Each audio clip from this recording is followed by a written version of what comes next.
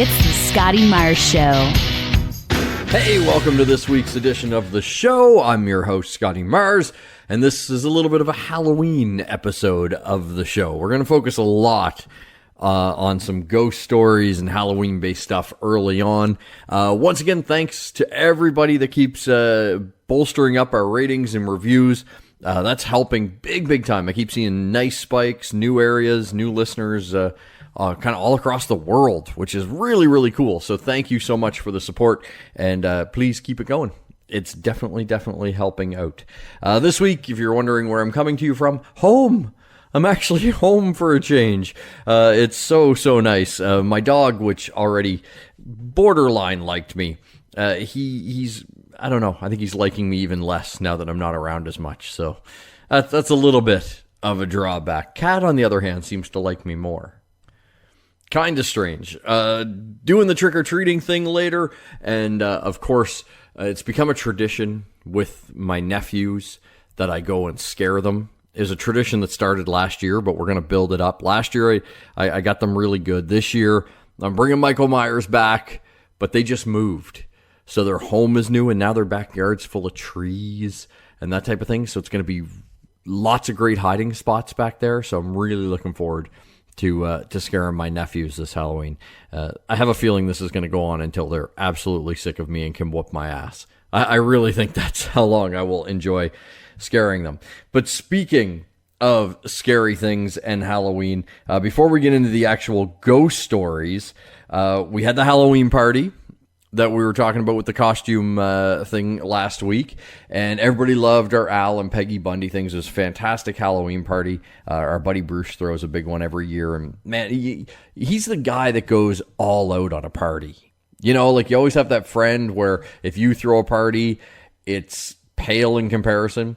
He's that guy. He just, raises the bar every year and does a great job. And this year, he bought a box of those California or Carolina Reaper chips from the Packy Chip Company. They like supposedly the hottest pepper on the planet. You're not supposed to like really touch yourself after you open the package. It's in this foil container. As soon as you open it, you can kind of smell it. You can smell the heat. And I love spicy food. So naturally, I wanted to do this one chip challenge, they call it. Eat the one chip and that's it. And my wife was like, yeah, do it. And Bruce, the guy that throws the party, he did it the night before and was like, don't do it. Don't do it. I'm not recommending anybody do it. I have them here. If we want to do it, let's do it. But it's going to ruin your night. It just wreaks havoc on you. And I was game. Me and another fella, we did it. And it was good. Like, it didn't ruin my night. Not by any stretch of imagination. Definitely probably the hottest thing I've ever eaten. My eyes were watering. If you've been on my Instagram page or the Facebook page, you've seen video. You can see my eyes just watering from this thing. And I was a little stuffed up, a little congested. I was having like a little bit of a head cold. That knocked it right out of me. I'll tell you right now, if you are stuffed up and you can take it, have yourself one of those one chip challenge chips. You will be clear. Again, best sinus medicine ever. Like, that's almost how they should start marketing it. But the only water I had near me, because it did start to get hot, so I wanted to drink some water, was carbonated water, like that bubbly stuff. Carbonation and heat do not go well together. It made it even more burny in my mouth, so I had to throw some ice cream in my mouth just because of the carbonated water and that. So the rest of the night went fine. It was the next day. Like, the one chip challenge, definitely good. I could only eat one. I don't necessarily ever want to eat another one again just because I've kind of been there, done that. I got the t-shirt, whatever. But didn't ruin the rest of my night like Bruce was anticipating. The next day, however, that became a whole other thing. I went from the one chip challenge to the one colon challenge. Because the next day, oh, did it rear its ugly head. I'm not going to lie to you, and this might be a little sick, but had to get up. When I got up out of bed in the morning, run right to the bathroom. And the only way I can describe the feeling that my butt had afterwards was, do you ever like feel a candle after you blew it out and it's all warm and smushy. That's what I felt like my innards felt like a warm, freshly blown out candle. Just not a pleasant feeling for the rest of the day. And yeah, bathroom trips for the day after the 1-chip challenge on the 1 challenge were not a pleasurable experience. That I will say. It got me, I guess you could say it got me in the back end. That's when the 1-chip challenge really, really got me. But if you get an opportunity to do it and you can handle hot things, I recommend you do it. You're a hero to your friends that can't stand anything hot. Like, as soon as I mentioned that I did it, people are like, you're a superhero. It's like, well, no, I just happen to like hot food. But if, like I say, do it if you get a chance to. So, as I mentioned earlier in the show and last week, this is the Halloween edition of the Scotty Mars Show podcast, and you can't have a Halloween show unless you have some ghost stories. Now, I happen to have a few from some famous folks. We'll hear a ghost story from Rob Halford of Judas Priest, Alice Cooper, Jesse from Death from Above, Matthias from the Scorpions, and Johnny from the Standstills. All of them coming up in a minute, but I've had a couple of ghost stories myself, and I wanted to kind of share my ghost stories with you. And if you have ghost stories, I love them. Please drop them. Write them out, share them with us. Instagram, Facebook, The Scotty Mars Show on both of those, at Scotty Mars on Twitter if you can tweet it if it's short enough, but I don't care if it's a super long ghost story. I'd love to hear yours. So here are a couple of mine. First one I'll mention is the more personal one to me. My father passed away. He was in a car accident, and that happened on a Thursday night. And so Saturday morning, I had a hockey game, and I decided I was going to go play because I just needed to get out of the house. You know, everything in the house was just a lot of crying, a lot of just sadness in the air. And I kind of was like, I got to get out of here. I just need a break from it. It's just the sadness. And I also thought if I go and play, it might take my mind off of what really just happened in my life. And so I went, I laced up, and I played. And I happened to score a goal in the game. Believe me, I was not the greatest hockey player in the world. So the fact that I scored a goal, odd even in itself. And as I shot the puck, turned into the corner after it went in with my arms up in the air, and there were a few people there in the stands watching their kids play, and I saw my dad standing there, just with a smile on his face. Just a nice little smile on his face, standing there. And even telling the story right now, I can still kind of picture him there in the stands. And a few people have told me, like, that wasn't a ghost. That was just what you wanted to have happen. You know, you wanted to have your dad there. Yeah, obviously, of course I did.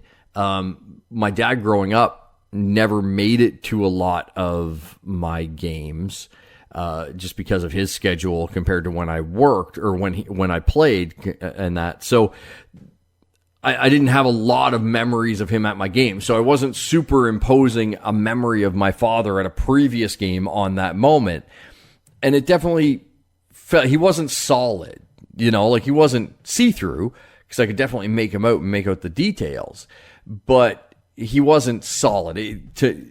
That was definitely his spirit, his ghost there, taking a moment to watch me kind of away from the madness. And I kind of feel like that's why he showed himself there, because I was away from everything that was going on in the house at the time. If he had shown up in the house to make me feel better, it might have been weird. It might have been somebody else might have seen it. Like, who knows? That seemed like a safe space for him to materialize. So that's one of my ghost stories. Nothing creepy about it. Just kind of more sweet, actually. That's how I feel. And even when I talk about it, I get kind of like choked up and emotional. The other one, just odd, just a historical ghost moment. I was working at a radio station here in town, and the White Stripes were coming to play a concert. And they decided to do a little tour of Halifax throughout the day, and they were doing all kinds of photo ops. And we have a fort here in the middle of town, Citadel Hill, and every day at noon they fire off the noon cannon. They just fire off a cannon to let you know it's noon. And the White Stripes decided they were going to take in the noon cannon fire. In fact, they were going to fire the cannon. So very, very cool. But word got out that the White Stripes were doing this. So a lot of people went to Citadel Hill that day to watch them fire off the noon cannon. Way more people than are normally there to see this event.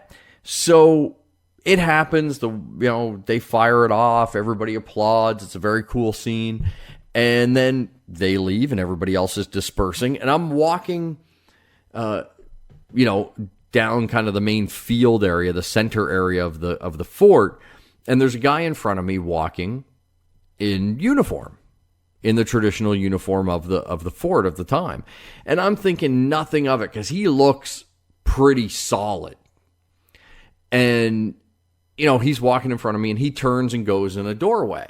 And I keep walking and then I look at where he turned, and the door that he would have went in was bolted. And not just bolted where he could have unbolted it, and I wasn't that far behind him, but it was like bolted, screwed shut. It was a door that was no longer in use. It had been sealed off from use.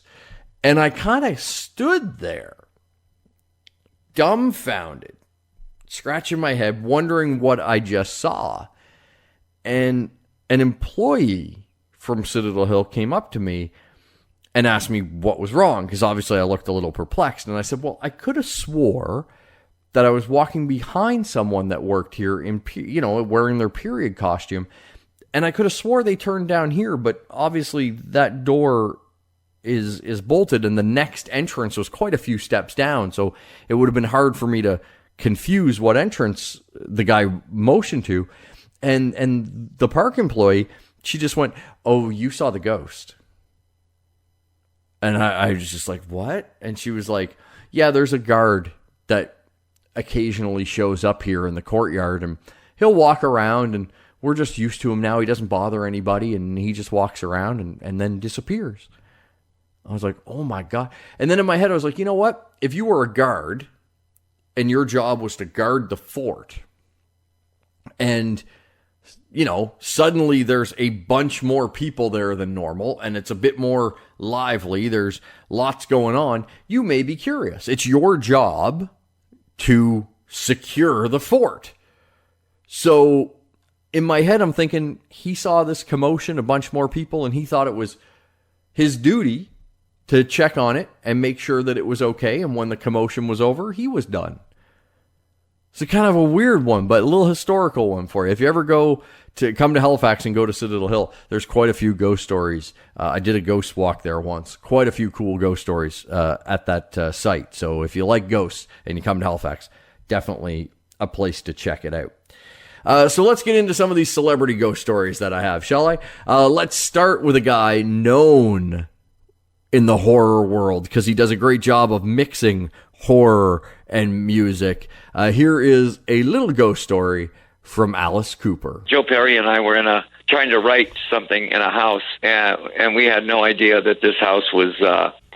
We found out after we had literally run from the house because the furniture was moving around downstairs, and it's not like the movies where you go, let's go down and see what that was. You don't do that. You run out of the house, and then the guy, Shep, my manager, says, "Oh yeah, I guess I should have told you that's where they wrote the Amityville Horror." And I said, the house is very much alive.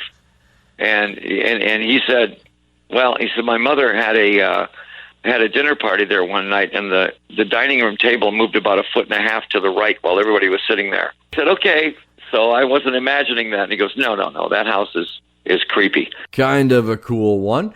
Let's go to the Scorpions. A guitarist from the Scorpions, Matthias. They've been a band for over 50 years, and so that you figure they've stayed in some weird places. And one of the places they stayed gave Matthias the creeps. We were in Scotland, in Edinburgh, and there is a hotel called the Dalhousie Castle. There was only one great room.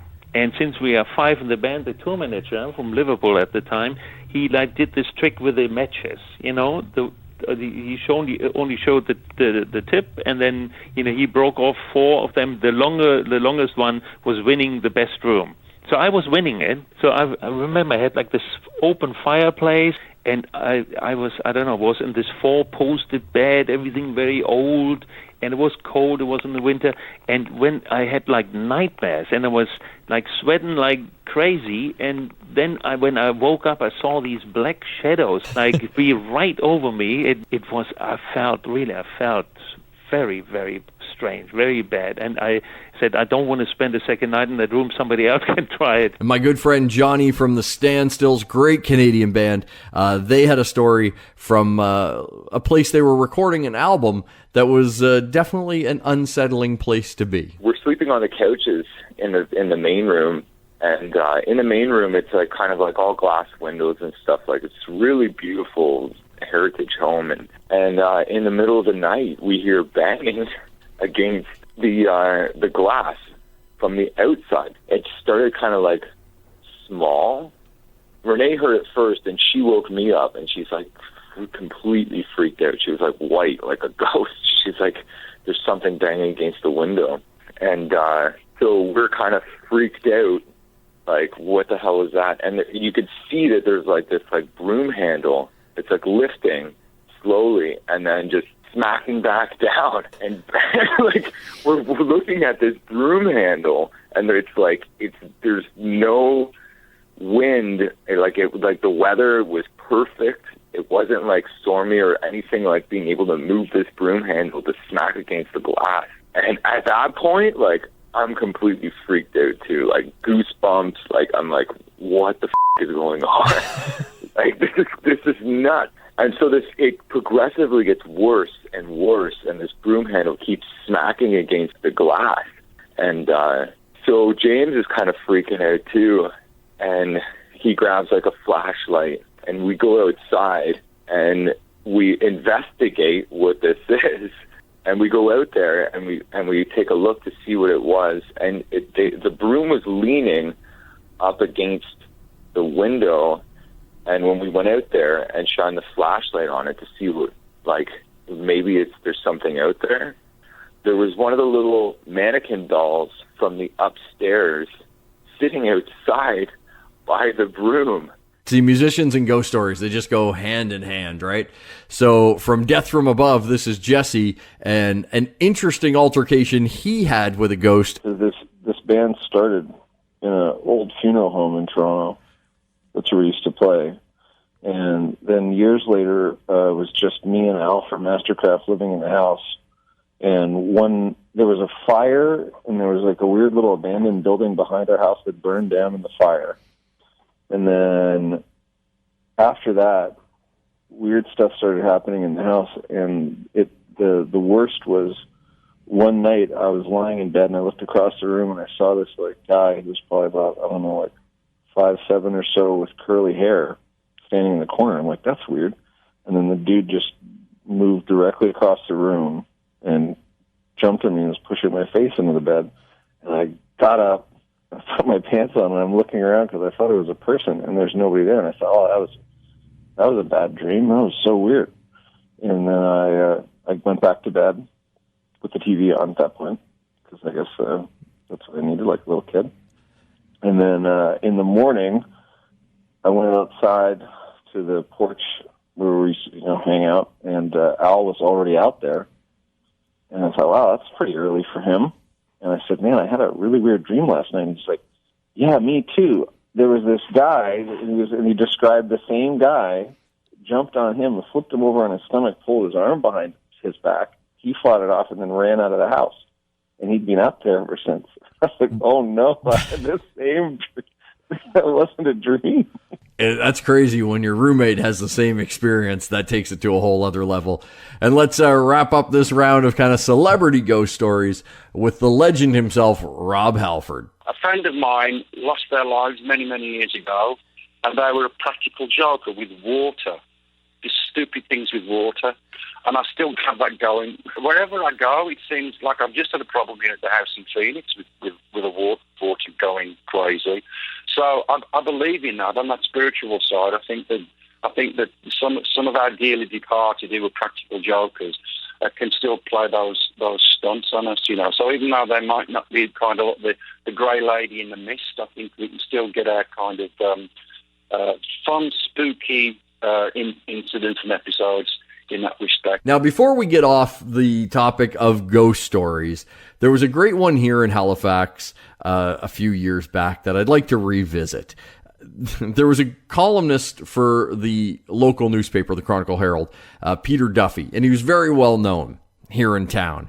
And he was writing a column on Halloween, and he decided that he would write a column about a ghostly encounter he had. But his was taken up not one notches, a couple of notches, because Peter Duffy claimed that not only did he encounter a ghost, but that ghost, to quote Peter Duffy, violated him, if you catch his meaning. So when we heard this story, we thought, we wonder what it would be like if that had happened. So we created this little reenactment of the Peter Duffy ghost story.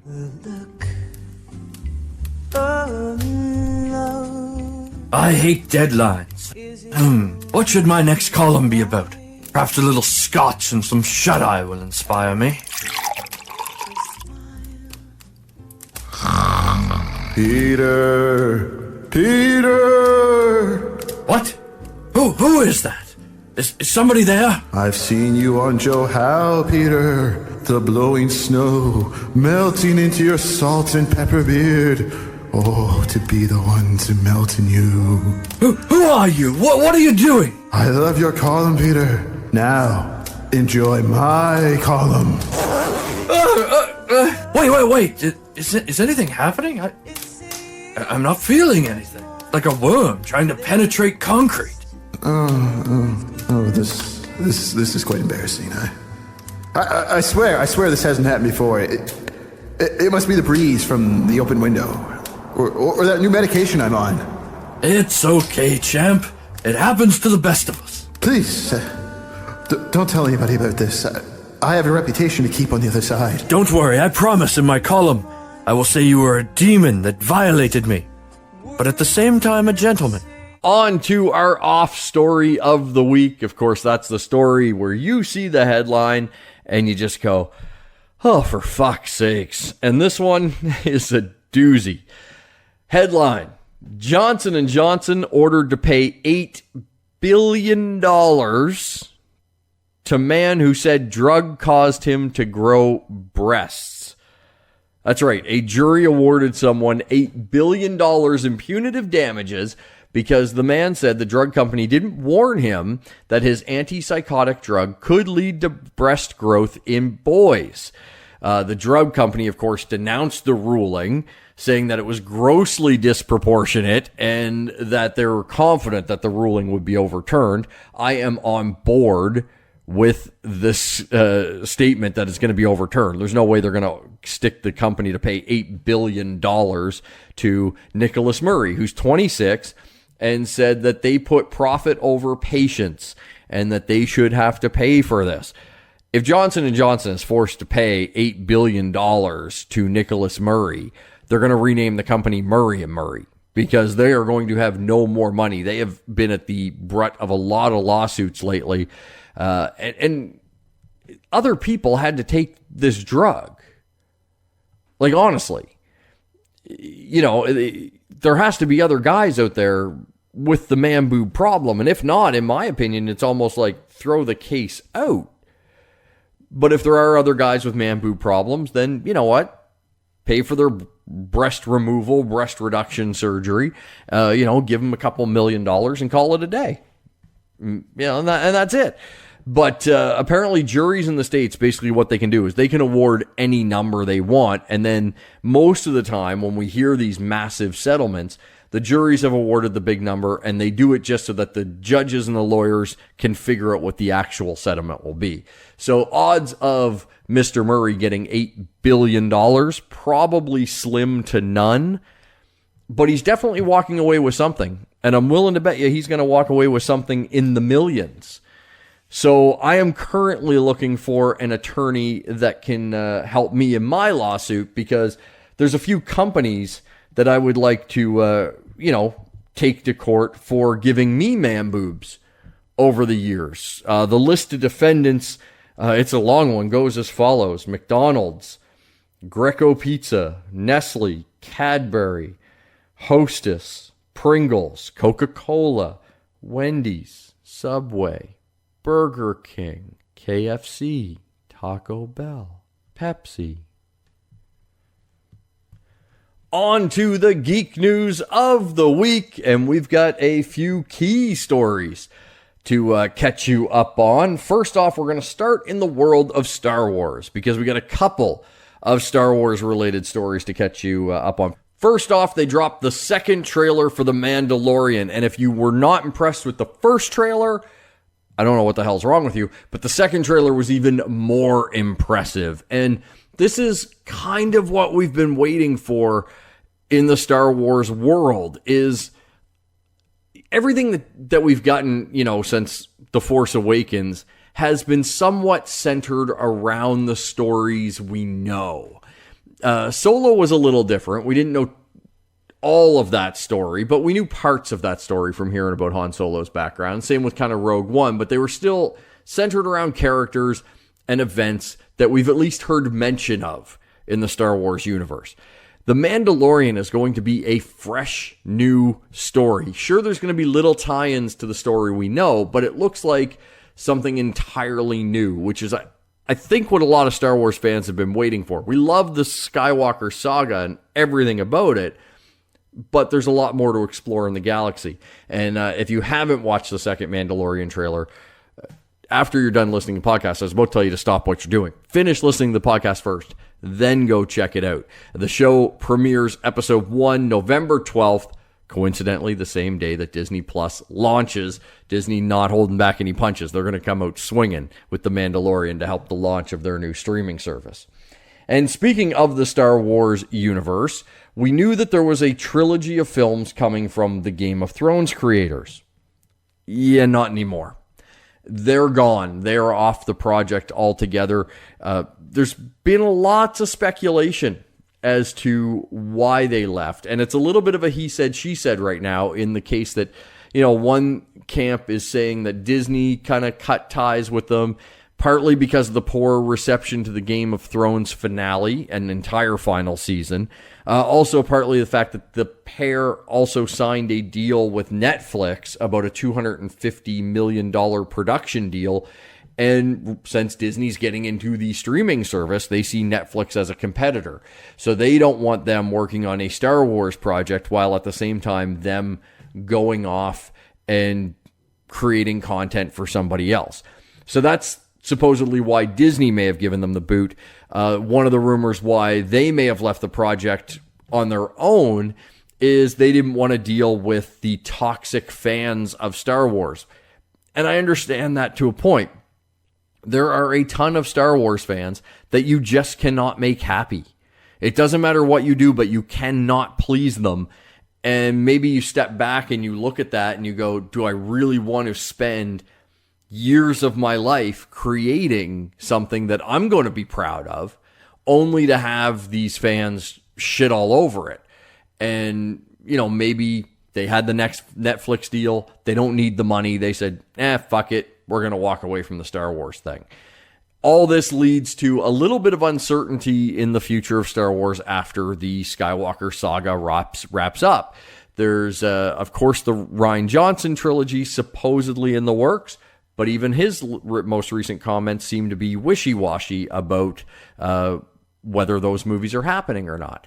So basically, after we get Rise of Skywalker December 20th, it's The Mandalorian and then the Obi-Wan show and the final season of the Clone Wars on Disney Plus.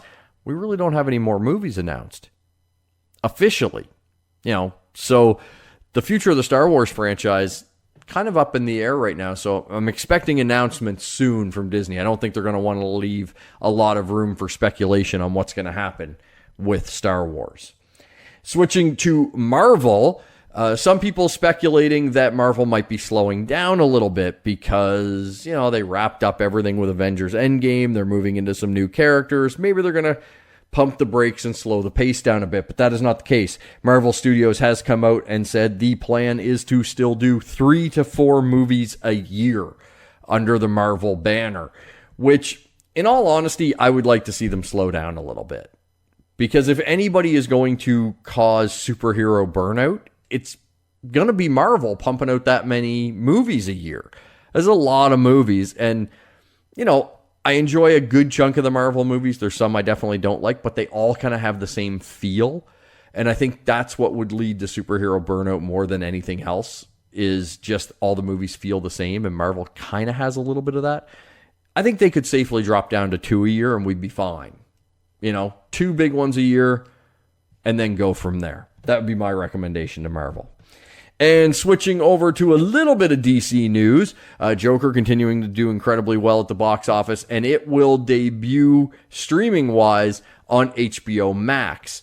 HBO, owned by Time Warner, same company that owns DC and Warner Brothers, and they're trying to get into the streaming service game as well with HBO Max, so they are now bringing all of the big DC movies to HBO Max. So as soon as HBO Max launches in May of 2020, all the Batman movies ever made, all the Superman movies ever made, Joker, all the big DC tentpole films are going to be available on HBO Max.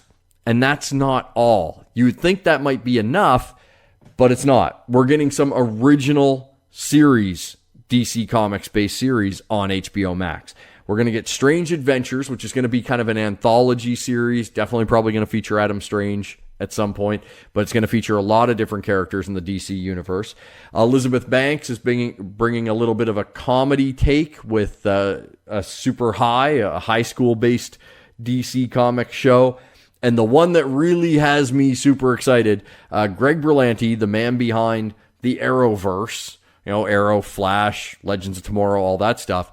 He is bringing a Green Lantern show to HBO Max. No announcements on casting yet, but this has been a dream of a lot of people. And Green Lantern, effectively being space cops, lends itself really well to episodic television. And if you wanted to, you could take the entire first season to slowly change Sinestro from a Green Lantern to becoming a Yellow Lantern. You could do a slow burn on that story alone, let alone getting into Red Lanterns and Orange Lanterns and everything else that goes into the Green Lantern mythos. I think a TV show is the perfect format for Green Lantern, and having it on HBO Max, it's going to have a great budget. This is fantastic news. Brings casting to mind. Who would you like to see casted as Green Lantern? Keep in mind, it's going to be a TV casting. I saw a report out that said Bradley Cooper was being eyed for Green Lantern, but I think that's for a future film, not for this HBO Max TV show. So if you have any suggestions, drop them. The Scotty Mars Show on Facebook and Instagram, at Twitter. But needless to say, as a huge fan of Green Lantern, I am counting down the days to this show. Hopefully it launches with HBO Max in May of 2020. That will do it for this week. Again, don't forget to subscribe wherever you get your podcasts, iTunes, Spotify, iHeartRadio. We're available everywhere. And keep those ratings and reviews coming in. If you like the show, give it a 5-star, thumbs up, whatever it takes. Write a little review. Helps us out big, big time. And until we chat again, have a great week.